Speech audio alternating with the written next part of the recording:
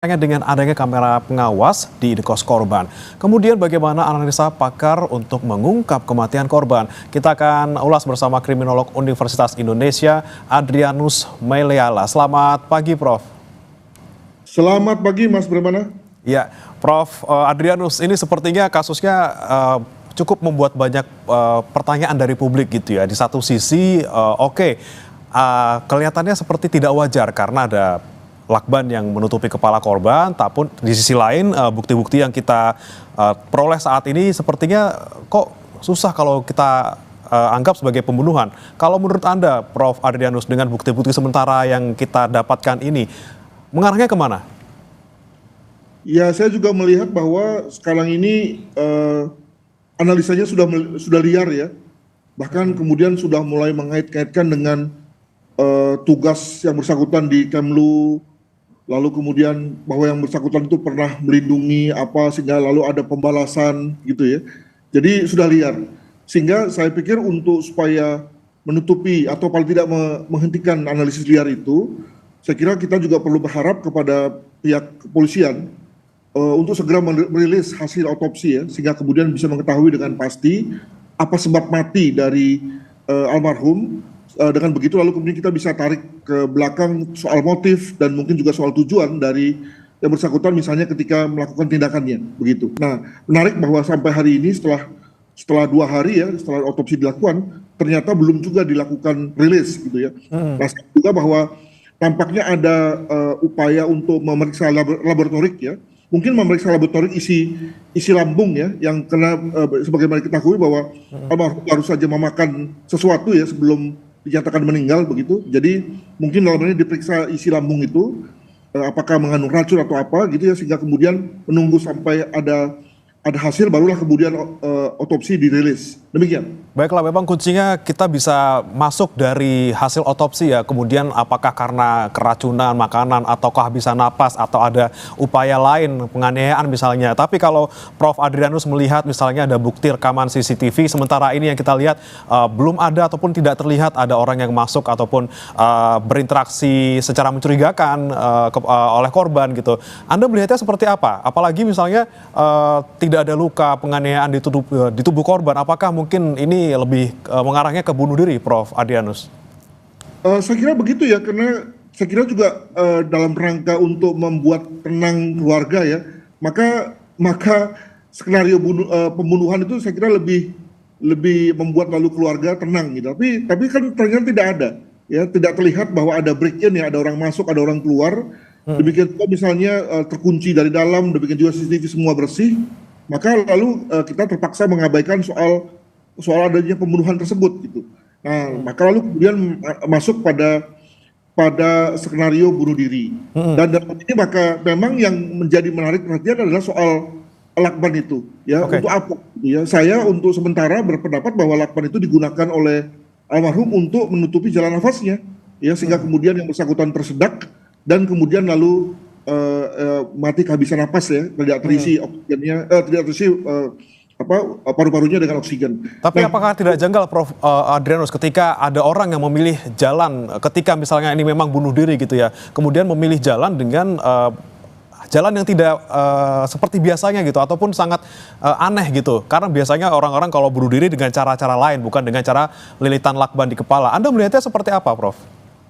Janggal, apalagi ketika upaya menutupi jalan napas itu kemudian dilakukan itu saja, artinya tidak ada bantuan hal yang lain. Nah, saya menduga bahwa dibantu dengan obat-obatan sehingga misalnya obat yang bersangkutan tertidur dan ketika tertidur lalu kemudian jalan nafasnya berhenti dan terjadilah yang bersangkutan kemudian berhenti nafas ya dan meninggal gitu. Nah, dengan kata lain kalau misalnya tanpa ada obat tidur rasanya menjadi hal yang menyiksa sekali. Asfiksia itu kemudian dicapai gitu. Oke, tapi Prof, misalnya nih, kita kan tidak bisa menutup satu kemungkinan gitu ya, mungkin ada juga potensi ataupun peluang ini ternyata adalah kasus pembunuhan seperti itu. Kemudian apa yang perlu polisi perhatikan ataupun yang menjadi fokus polisi sekarang untuk mengungkap antara pembunuhan atau bunuh diri ini, mungkin selain dari otopsi gitu, Prof? Justru malah terbalik, karena biasanya dalam rangka sterilisasi TKP, maka yang pertama-tama dilakukan adalah adalah melihat pada hal-hal yang bersifat kasat mata yang ada di lingkungan dari yang bersangkutan. Jadi dalam hal ini yang pertama-tama dilihat adalah CCTV, lalu kemudian kunci, jendela, apakah ada yang dirusak apa tidak gitu ya. Nah, ketika itu kemudian sudah selesai, barulah kemudian masuk ke yang lain ya. Contoh misalnya pemeriksaan sidik jari untuk melihat ada sidik jari yang tertinggal, apakah kemudian bisa diangkat dengan DNA-nya gitu ya.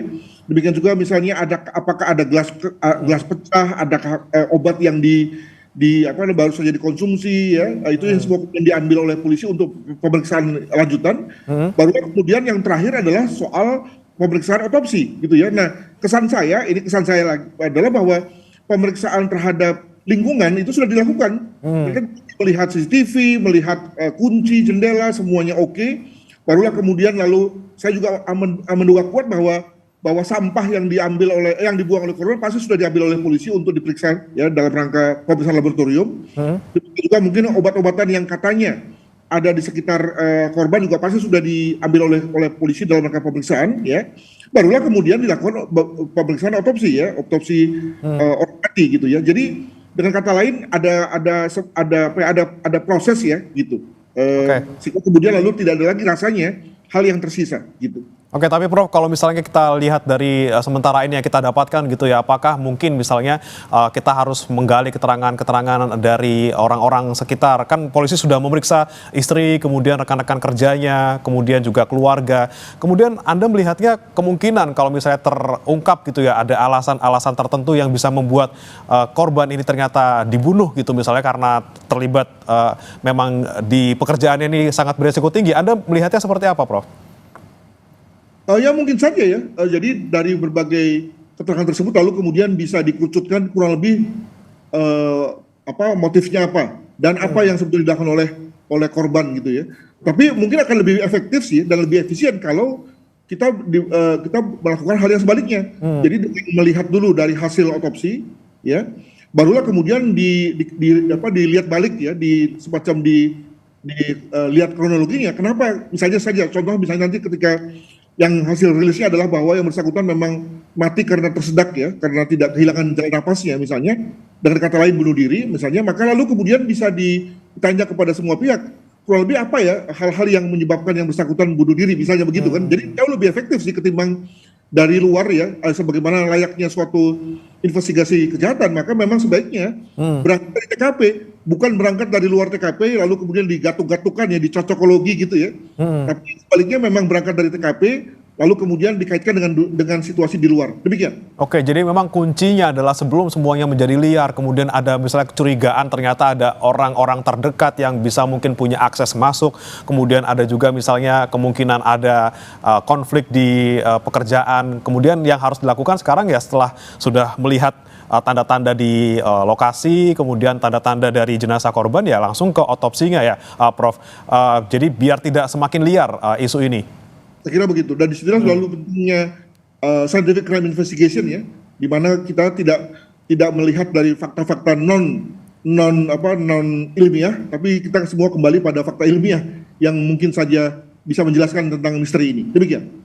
Oke, Prof, terakhir ketika kita bicara soal pekerjaan seorang diplomat ini kan sekarang menjadi fokus juga oleh publik ketika memang pekerjaan ini adalah pekerjaan yang resiko tinggi, konflik potensinya juga lumayan tinggi. Kemudian Anda melihatnya ketika ada kemungkinan-kemungkinan seperti ini, orang kan tidak bisa kita bungkam gitu ya pendapat di luar bagaimana kemudian orang-orang berpikir secara liar gitu. Kemudian apa yang sekali lagi Prof, apalagi yang perlu dilakukan oleh polisi selain misalnya mengungkap hasil otopsi dari korban ataukah misalnya memberikan keterangan sementara kepada publik sementara ini untuk meredam paling tidak isu-isu yang dianggap liar seperti ini?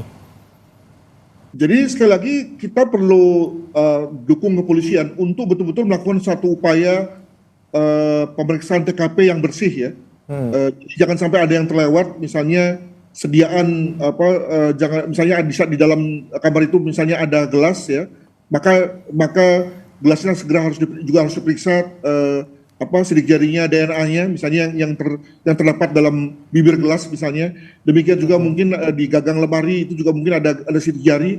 Dengan kata lain kita mau cari tahu memang apakah ada sidik jari atau DNA dari orang lain yang yang masih segar ya, yang kemungkinan bisa memperkuat teori adanya orang kedua yang membunuh tersebut gitu ya. Nah, dalam hal ini kalau saya lihat dari video ya, dari tayangan tentang lokasi yang bersangkutan itu, lokasi TKP maksud saya, itu kelihatannya lokasi yang tidak banyak orang datang, tidak banyak orang masuk ya. Dengan kata lain, segera setelah korban diangkat, dibawa keluar, maka lalu kemudian teman-teman dari identifikasi, dari Dokes misalnya langsung bisa mengadakan pemeriksaan secara baik ya.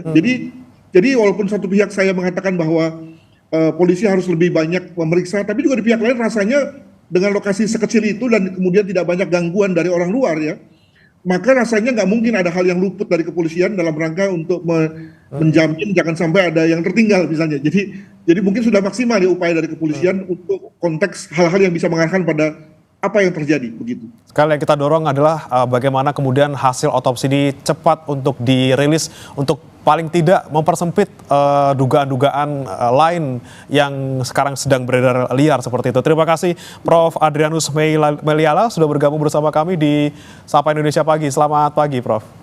Selamat pagi, terima kasih.